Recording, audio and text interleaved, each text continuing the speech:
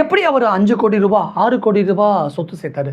அப்படி நிறைய படங்கள்லேயே அவர் நடித்தார் அப்படிலாம் நீங்கள் கேட்டிங்கன்னா, ரோபோ சங்கருடைய சொத்து விவரங்கள் அப்படின்னு நம்ம முக்கியமாக இந்த இடத்துல பார்க்கலாம். ரோபோ சங்கரை பொறுத்த வரைக்கும் அவருடைய சொத்து மதிப்பில் அவர் சென்னையில் வாங்கிய ஆடம்பரமான ஒரு வீடு இருக்குது, ஒரு பங்களா இருக்குது.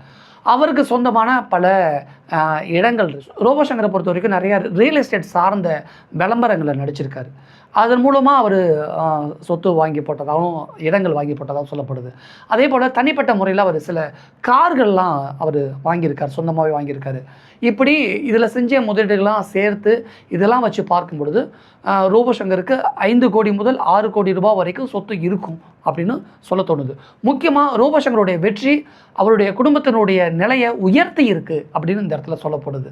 முக்கியமாக ரோபோ சங்கருடைய மனைவி பிரியங்கா மற்றும் அவருடைய மகள் இந்துஜா, இவங்க இருவருமே இப்போ சினிமாவில் தனக்கான ஒரு தனி இடத்தை தக்க வச்சுருக்காங்க.